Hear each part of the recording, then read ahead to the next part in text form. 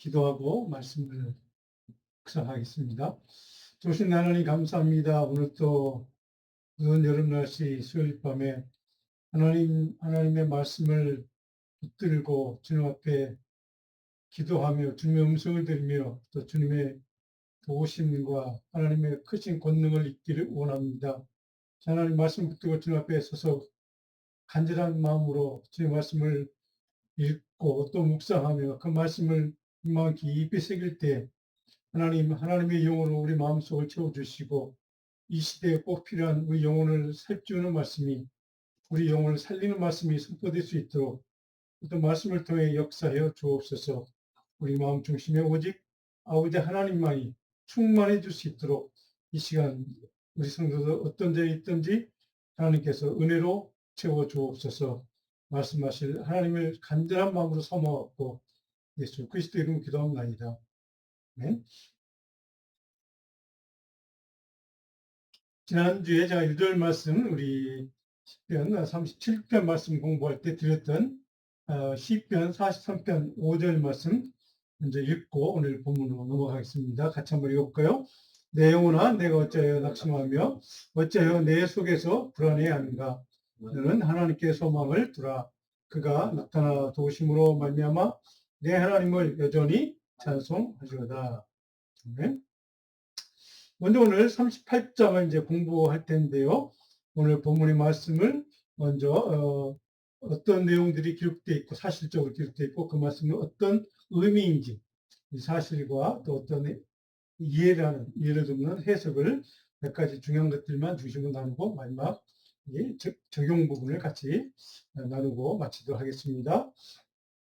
먼저 성경을 좀 다 펴시면 이사야 38장을 좀 펴시면 구약성경 1012면입니다. 제 성경으로는. 먼저 몇 구절 읽고 오늘 또 어떤 배경, 시대적인 상황적인 배경은 어떤 것인가를 먼저 한번 살펴보고 본문을 좀 구체적으로 들어가 보도록 합니다. 오늘 38편 38장입니다. 이사야 1절부터 한 5절, 6절까지만 한번 같이 읽어봅니다. 6절까지 천천히 가시겠습니다. 그때 히스기야가 병들어 죽게 되니 아모스의 아들 선지자 이사야가 나아가 그에게 이르되 여호와께서 이같이 말씀하시기를 너는 내 집에 유언하라. 내가 죽고 살지 못하리라 하셨나이다 하니 히스기야가 얼굴을 벽으로 향하고 여호와께 기도하여 이르되 여호와여 구하오니 내가 주 안에서 진실과 전심으로 행하며 주의 목전에서 선하게 행한 것을 기억하옵소서 하고 히스기야가 심히 통곡하니 이에 여호와의 말씀이 이사야에게 임하여 이르시되 너는 가서 히스기야에게 이르기를 내 조상 다윗의 하나님 여호와께서 이같이 말씀하시기를 내가 내 기도를 들었고 내 눈물을 보았노라. 내가 내 수완에 15년을 다하고 너와 이 성을 아수르 왕의 손에서 건져내겠고 내가 또 이 성을 보호하리라. 아멘.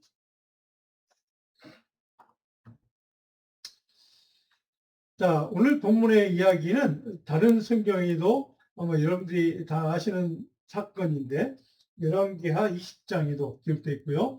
역대기하 32장에 좀 짤막하게 기록되어 있는 내용입니다. 그래서 굉장히 이 유대인 이스라엘 백성들에게는 굉장히 잘 알려진 널리 알려진 치유에 관한 사건이죠. 치유와 회복에 관한 히스기야 왕에 대한 사건을 기록하고 있는데 바로 그런 사건을 통해서 하나님이 보여주시고자 하는 의도, 메시지, 오늘 우리에게 필요한 영적인 교훈, 우리가 살면서 신앙생활을 하면서 적용할 수 있는 중요한 하나님의 가르침, 이런 것들을 중심으로 좀 살펴보겠습니다.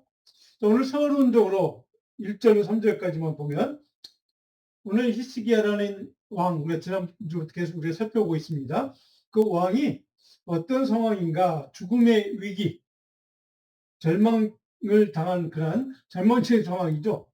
그런 히스기야라는 한 왕이 드렸던 하나님을 향한 간절한 간구, 기도가 3절까지 기록되어 있습니다.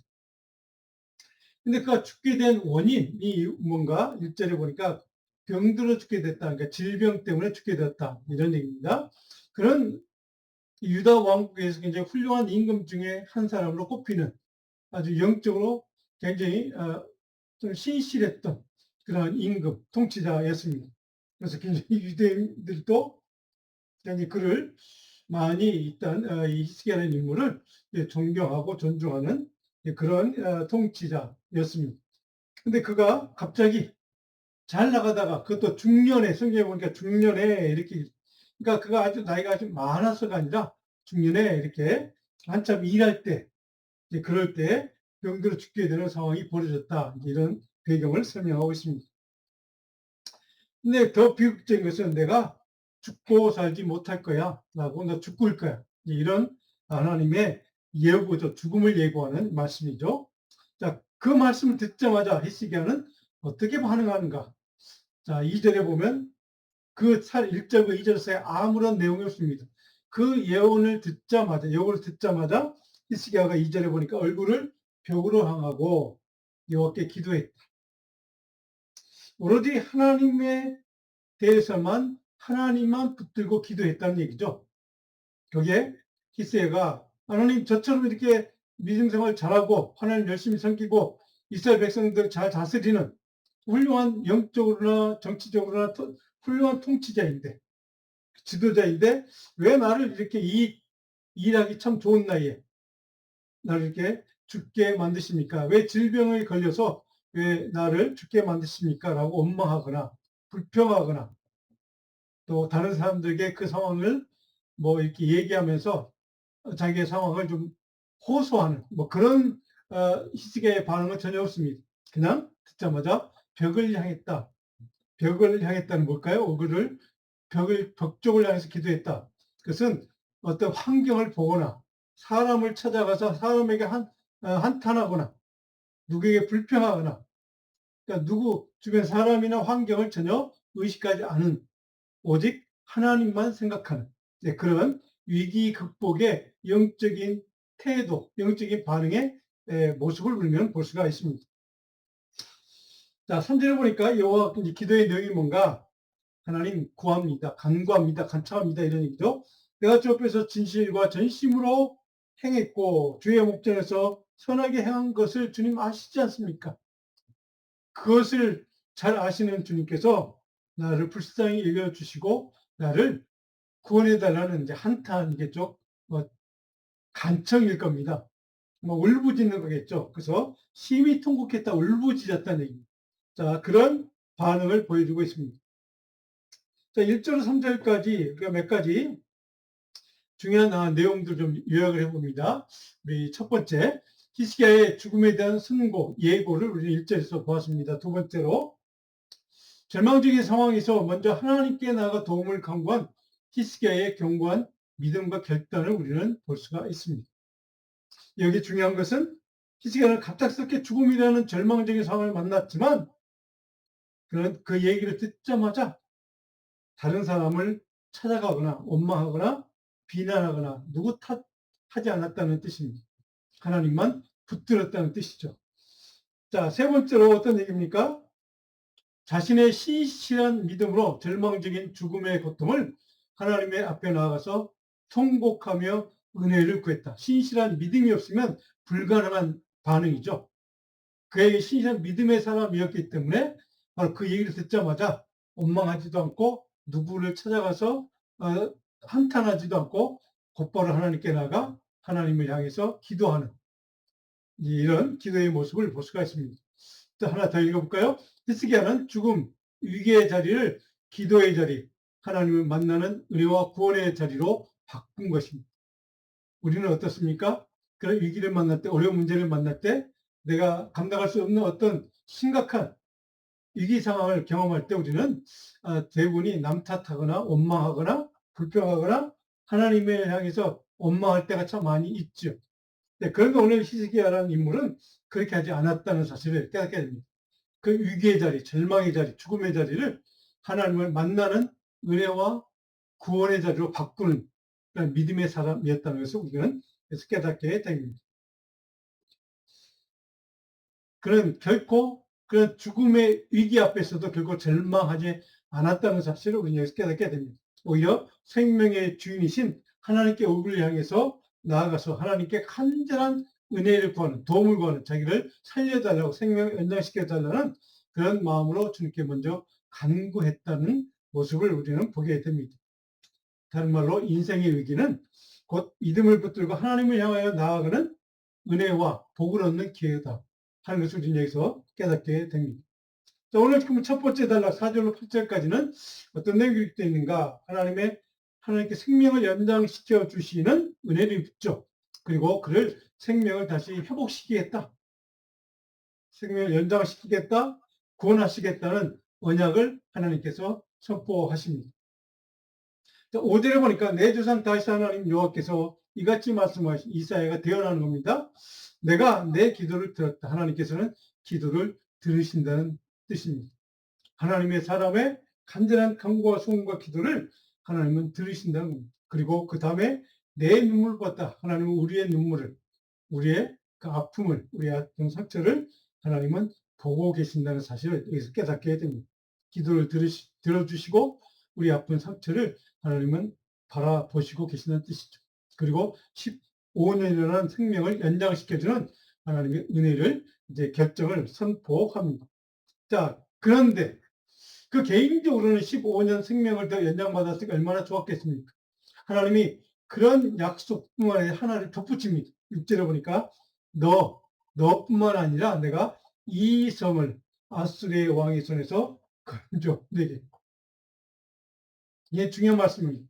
너의 삶을 생명을 연장시키는 은혜를 베풀 뿐만 아니라 너의 삶의 지경, 네가 통치하는 나라 유다, 예루살렘 성, 그 백성들을 내가 함께 구원해 줄 거야 라고 하는 하나님의 언약이 덧붙여집니다. 그리고 마지막 6절 마지막에 또 이 성을, 예루살렘 성을 하나님의 성전을 보호하시겠다. 약속을 합니다. 자, 7절을 보니까 그런 까닭은 내가 그렇게 하는 이유는 여호와께로 말미암는 너를 위한 징조이니 곧 여호와께서 하신 말씀을 그가 반드시 이루신다는 증거다 하는 겁니다. 내가 이 성을 보호하고 너희들을 지키는 것은 내가 한 약속은 반드시 지키는 하나님이라는 것을 보여주는 징표가 될 것이다. 하나님이 바로 이렇게 이사야를 통해서 히스기야에게 약속을 해주시는 그런 말씀이 기록되어 있습니다. 그래서 8절에 보니까 구체적으로 하나님의 약속을 어떻게 지키시는가 우리가 잘 아는 사건이죠. 아하스의 해시계를 뒤로 10도를 되돌리는 거죠. 그의 생명의 시간을 15년 연장시켜주는 결정을 하시고 응답하시고 그런 일을 실제로 행하시는 하나님의 기적을 볼 수가 있습니다. 자, 여기까지 8절까지 내용을 우리가 한번 몇 가지를 정리해 볼까요? 첫 번째로 하나님께서 그의 개인적인 생명 연장 요청과 기도를 들어주셨습니다. 아픈 상처까지도 하나님이 보셨다고 말씀하고 있습니다. 두 번째로 개인 그 한 사람의 치유, 생명을 연장시켜주는 회복의 은혜뿐만 아니라 그것을 넘어서 이스라엘 남유다 왕국의 예루살렘 공동체 구원까지 하나님이 약속하시는 말씀이 선포되어 있습니다. 자, 하나님께서는 히스기야가 다스리는 그 나라 지경까지 그의 삶의 지경까지 구원하시겠다, 돌보시겠다, 지키시겠다고는 약속을 함께 주신다는 것이죠. 하나님의 신실한 믿음의 사람이 어떤 열매를 맺습니까? 주변에 있는 그가 몸담고 있는 서 있는 그 땅 지경까지 그 지경의 사람들까지 구원받는 역사가 가능하다는 사실. 누구 때문에요? 히스기야라고 하는 한 인물 때문에. 그런 의미에서 바로 저와 여러분들이 또 우리 자녀들이 주변의 사람들에게 주변에 주변의 영혼들에게 이런 영적인 영향력, 구원의 은총을 이렇게 나누는 그런 영적인 능력이 같이 우리 가운데 주어지기를 간절히 소망합니다. 자, 세 번째로 어떻게 되어 있습니까? 하나님께서 약속에 대한 확증을 표징으로 보여주시죠. 자, 여기까지 정리해 보면 기도하고 응답받죠. 그 다음에 하나님이 약속하십니다. 내가 너희 지키겠다, 보호하겠다 약속하고 표징으로 확증시켜주는. 근데 그 표징이 뭡니까? 여기는 예루살렘 성을 내가 지키고 보호하겠다라는 약속이었죠. 하나님은 우리의 기도를 반드시 들어주시고 응답해 주시고 우리의 눈물을 보시고 우리의 아픔을 상처를 어루만져 주시는 그죠? 우리를 구원해 주시는 하나님이심을 우리 여기서 정확히 깨달을 수가 있습니다. 그러니까 하나님은 우리 하나님이라는 사실을 우리는 날마다 감사하고 기억하고 그 하나님을 찬양하는 그런 삶이 되기를 간절히 소원합니다. 자, 두 번째로 9절로 14절까지 어떤 내용이 기록되는가? 자신의 죽음을 예고한 하나님의 예언에 대해서 히스기야가 내가 그 말을 들었을 때 나는 이렇게 느꼈다고 하는 고통에 대한 탄식, 그때 그 순간에 자기의 그 마음속에 있는 생각을 털어놓습니다. 내가 그 예고를 듣자마자 내 마음속에 이런 아픔이 있었다, 고통이 있었다 하는 것이죠. 물론 이 9절부터 14절까지 내용은 이제 이사야 통해서 하나님 구원 약속을 받은 다음에 그가 고침을 받고 이제 치유받는다는 확답을 받은 다음에 그가 이후에 느꼈던 그 모든 것이 다 끝난 다음에 느꼈던 그 순간의 감정, 생각, 아픔, 고통을 내가 어떻게 고통을 느꼈는지 정확하게 가르쳐 줍니다. 저와 여러분도 그런 경험이 분명히 있을 것입니다. 구절을 한번 볼까요? 유다 왕 히스기야가 병들었다가 그의 병이 나은 때에 병이 나은 다음에 기록한 글이다 라고 정확히 밝혀주고 있죠. 생명 연장의 약속을 받고 실제로 그가 연장을 받은 다음에 그 은혜에 대한 감사와 찬송이 기록되어 있는데 그 중에 한 부분이 그때 그 예고를 듣자마자 내가 어떤 마음의 고통을 받았는가를 고백하는 이야기이기도 합니다. 10절에 보니까 나의 중년에 나의 여생을 빼앗기게 된다는 하나님의 예언의 말씀을 들었던 그 순간, 그때가 중년이라고 표현하고 있습니다. 중년에 한참 일할 때, 그런 잘 나갈 수 있을 때, 건강할 때 그런 일이 벌어졌다는 것이죠.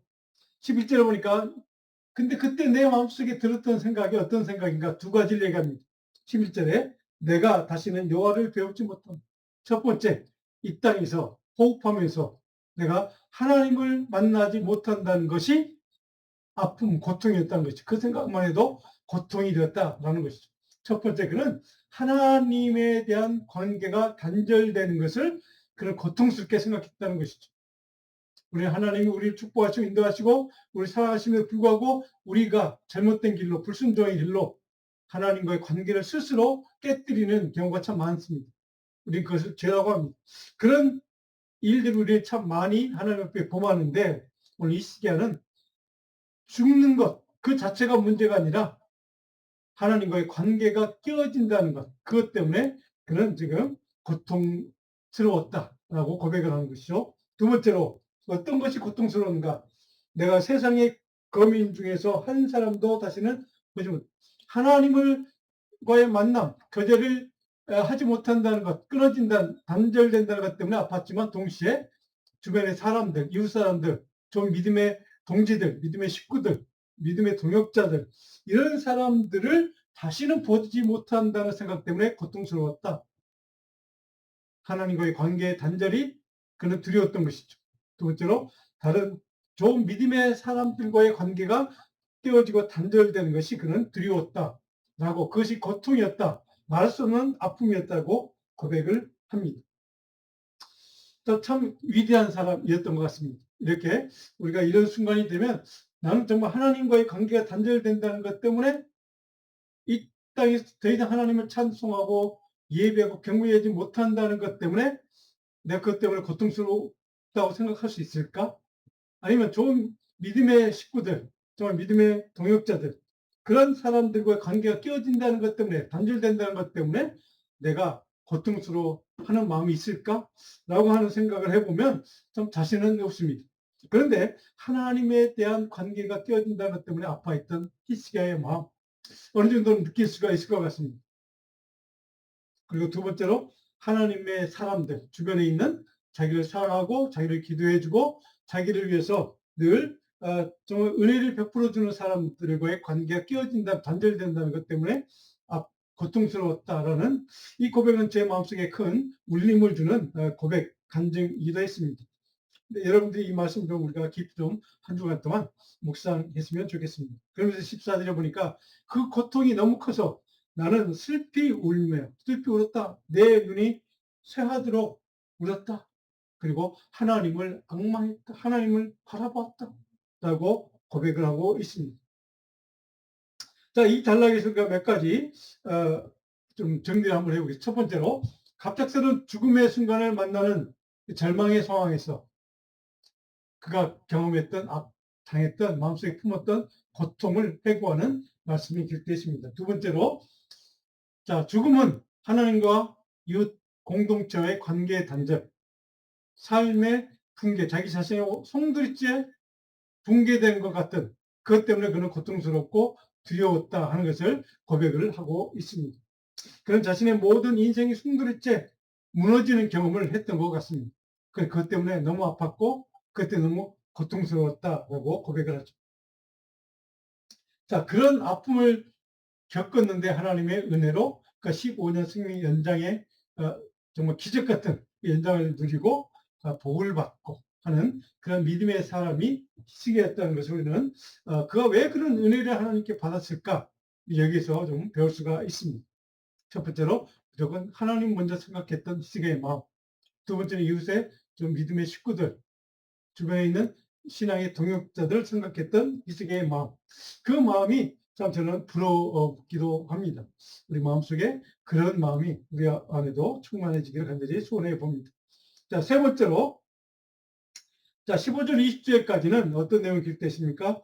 회복 이후에, 승리 연장을 받은 이후에, 자, 하나님의 은혜에 대한 감사와 찬양을 기쁨으로 하고 있는 그런 내용이 쭉 기록되어 있습니다. 15절에 보니까 내 영혼의 고통으로 말미암아 내가 종신토록 방황했을 것입니다. 죽음이 주는 고통을 그렇게 느꼈다는 것이죠. 16절에 보니까 주여 원하건대 나를 치료하십니다. 그래서 나는 하나님께 이렇게 기도했다는 거죠. 나를 고쳐주시고 질병을 치유해 주시고 회복시켜 주시고 나를 살려 주십시오라고 직접적으로 하나님께 자기의 생명의 연장의 은혜를 달라고 하나님께 기도했다. 간절한 목마름으로 기도했다는 것을 스스로 고백합니다. 17절에 보면 기가 막힌 고백이 있습니다. 17절입니다. 내게 큰 고통을 더하신 것은 그 죽음을 경험케 하신 그 이유는 그 까닭은 내게 평안을 주려 하십니다. 라고 고백을 합니다.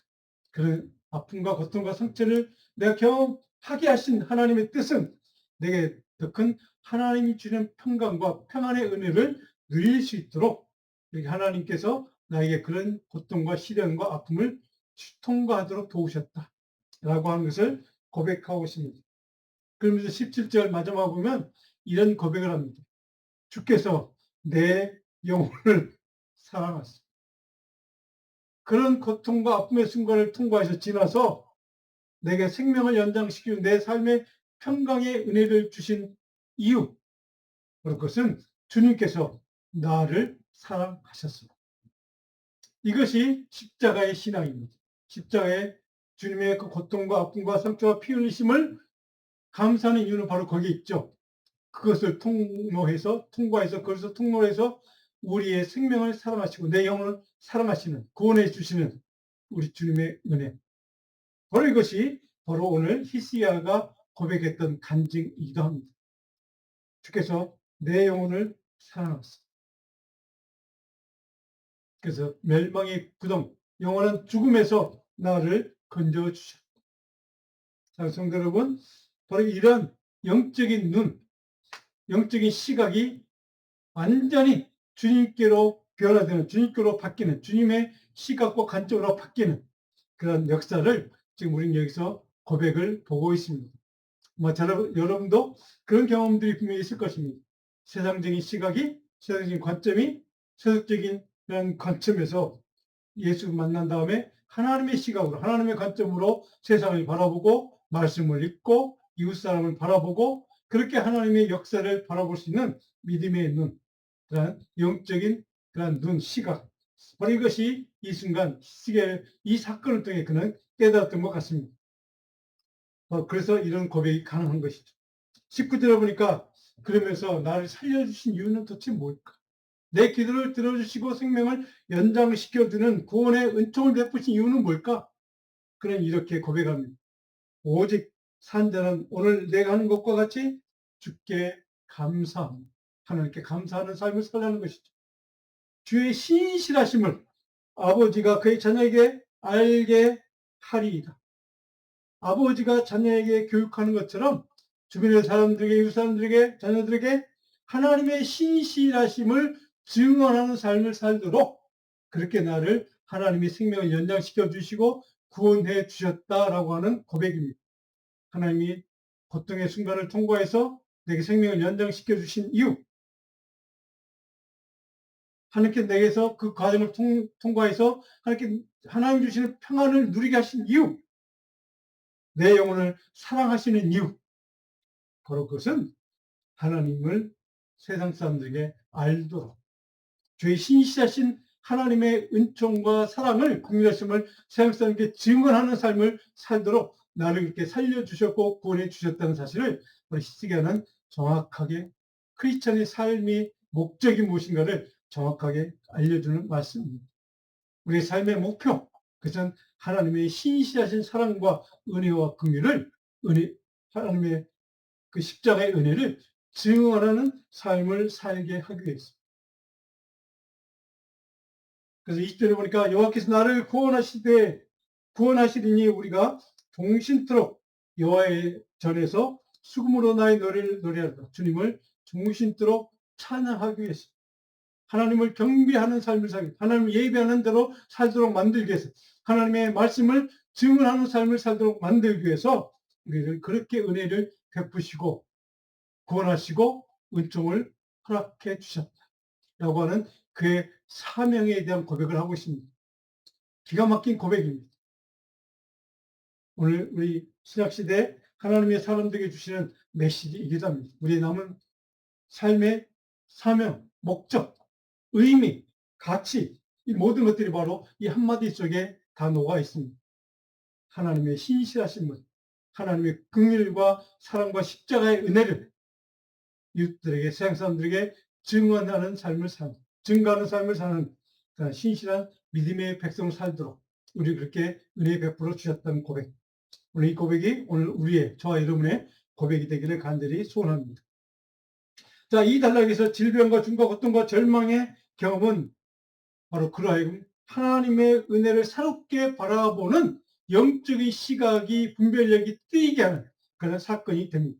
그래서 그는 바로 세상을 바라보는, 하나님을 바라보는, 말씀을 이해하는 관점이 완전히 바뀌기 시작합니다. 자, 이 단락을 한번 몇 가지를 요약을 해봅니다. 첫 번째로 자신이 경험했던 모든 일을 하나님의 손길 안에서 일어난 사건들임을 그는 인정하고 고백합니다. 하나님의 손길 안에, 하나님의 섭리 안에서 이루어진 일이라는 것을 고백하죠. 그래서 그 모든 것들을 통과해서 내게 참된 하나님의 평강을 주시고 그 모든 것을 지나고 보니까 하나님이 나를 사랑하셨어. 그렇게 행하셨다는 것을 그는 인정할 수가 있습니다. 왜요? 하나님의 섭리, 하나님의 역사하심을, 하나님의 일임을 그는 믿었기 때문에 그렇습니다.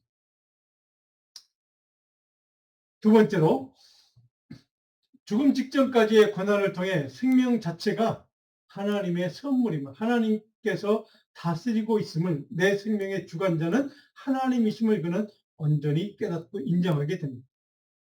내 삶의 주관자가 하나님이라는 사실 정확하게 인정했고 고백한 것이죠. 그래서 그는 고난 가운데서 하나님은 우리를 결코 버리지 않는 하나님의 은총을 주실 것을 그는 그 은혜를 깨달은 겁니다. 하나님의 손 안에서 이루어진 일이기 때문에 하나님 결국은 나를 구원하시는 은총으로 인도하실 것이다 라고 하는 믿음의 신뢰죠. 하나님을 향한 신뢰가 있었던 겁니다. 세 번째로 자신의 절망적 고난과 고통의 경험을 하나님의 은혜를 경험하는 복의 기회로 그는 변화시켜 버리고 맙니다. 절망을, 위기를 복의 자리로 만들었다는 것이죠. 바로 이것이 히스기야의 위대한 신앙의 모습입니다. 네 번째로 은혜 받은 자의 사명은 하나님의 신실함을 증언하는 삶이다 하는 것을 정확하게 깨달았고 정확하게 증언하고 있습니다. 하나님 그렇게 하신 이유, 그렇게 그토록 그에게 놀라운 기적과 같은 은총을 베푸신 이유는 하나님의 신실하심, 하나님의 사랑을 증거하고 증언하는 삶을 살라고 나를 그렇게 복을 주셨다, 은혜를 주셨다라고 고백하는 것이죠. 곧 하나님의 신실함을 증언하는 삶이 바로 내 인생의 마지막 남은 소명이다라고 하는 것을 그는 정확히 인정하고 고백하는 겁니다. 따라서 하나님이 주신 생명의 치유와 회복과 그 은혜를 누리는 그 삶의 나머지는 바로 이 사명을 위해서 정확하게 그는 간증하고 있습니다. 다섯 번째로 자신의 생명 연장의 은혜를 체험한 이후에 그는 일평생 하나님께 감사하는 삶을 살기로 결정했고 찬양하고 증언하고 예배하는 삶을 살기로 결단한 겁니다. 이런 결단이 오늘 우리들에게, 우리 자녀들에게도 있기를 간절히 소원합니다. 자, 회복된 생명은 감사함으로 하나님의 신실하심을 증언하고 하나님을 경배하고 예배하고 찬양하는 삶으로 살아야 된다. 그런 사명을 위해서 살아야 된다 하는 것을 우리에게 우리 영적인 교훈으로, 중요한 영적인 가르침으로 선포하고 있습니다. 자신의 삶의 목적을 하나님의 은혜 증언의 삶, 은혜를 증언하는 삶을 사는 것이 목적이라는 것을 정확하게 가르치는 말씀입니다. 그리고 나머지 21절, 22절까지 보면 중요한 이제 내용들은 없지만 몇 가지, 두 가지 좀 정리를 해보면 자신의 회복이 단순히 내 병이 나았다, 생명이 연장되었다, 그것으로 끝나는 것이 아니라 자신의 온전한 회복의 은혜를 주신 이유는 성전에 올라가 하나님을 예배하고 경배하고 찬양하고 하나님의 그 크신 은혜를, 사랑을 증언하는 삶을 살기 위해서 내게 그 은혜를 주셨다 라고 하는 것을 정확하게 고백하는 그런 것으로 결론을 짓고 있습니다. 자, 좀 정리 한번 해볼까요? 결론 부분. 자, 질병의 치유를 넘어서 자신의 온전한 회복의 은혜는 하나님을 찬송하고 예배자의 삶을 살도록 그렇게 은혜를 주셨다라고 고백하고 있다는 것이죠. 자, 마지막 이 말씀을 통해 38장 전체를 통해 우리 삶의 신앙생활을 적용할 수 있는 교훈 두 가지만 정리를 해보겠습니다.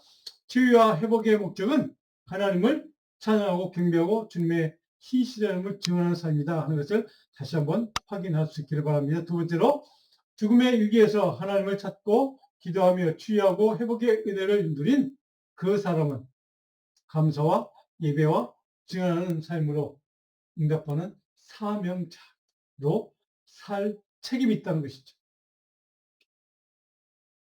묵상요절 시편 42편, 오늘 지난주 묵상요절과 같은 맥락의 내용인데요. 장수만 틀립니다. 42편의 5절입니다.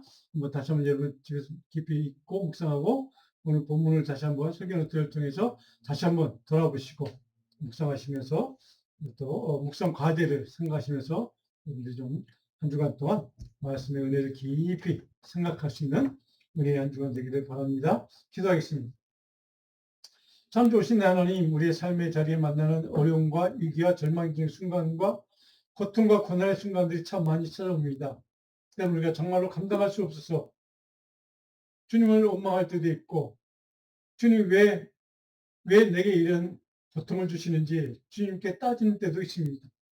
오늘 히스기야는 그 절망의 순간, 삶의 가장 다급한 위기의 순간을 만났지만 누구를 찾아가서 하소연하거나 하나님을 원망하거나 하나님을 비난하지 않았습니다. 그는 그 숨겨진 이후에 이면에 주님의 뜻과 섭리와 은혜의 손길이 작용을 믿었고 신실하신 하나님을 신뢰했고 그 믿음으로 주님께 간절한 마음으로 주님의 은혜와 도우심과 구원을 은총을 간구했던 히스기야처럼 오늘 우리의 삶의 자리에 만나는 모든 어려운 순간들을 만날 때 우리 성도들과 자녀들이 히스기야와 같이 정말로 하나님을 찾아가서 먼저 주님만을 붙들고 주님의 은혜를 구하며 간절한 소원과 간절한 믿음의 마음으로 신실한 주님을 만나고 주님의 은혜를 구하고 주님의 도우심을 구할 수 있는 참된 신실한 믿음의 종들이 다 될 수 있도록 우리를 큰 믿음의 권능으로 채워 주시옵소서. 하나님 히스기야가 경험했던 놀라운 기적처럼 우리 모든 순간이 하나님의 위기와 절망의 순간이 아니라 하나님의 은혜와 복과 권능을 누릴 수 있는 참된 은혜의 시간 될 수 있도록 축복해 주옵소서. 시간은 우리 모든 성도의 마음 중심에 늘 감사가 넘치게 하시고 찬양이 넘치게 하시고 늘 하나님을 경배하며 예배하며 하나님의 신실하신 사람, 그 크신 은총을 날마다 우리 이웃 사람들에게 세상을 향해서 증거하고 증언할 수 있는 신실한 주님의 제자로 살기에 부족함 없도록 축복해 주옵소서. 감사하고 예수 이름으로 기도합니다. 아멘.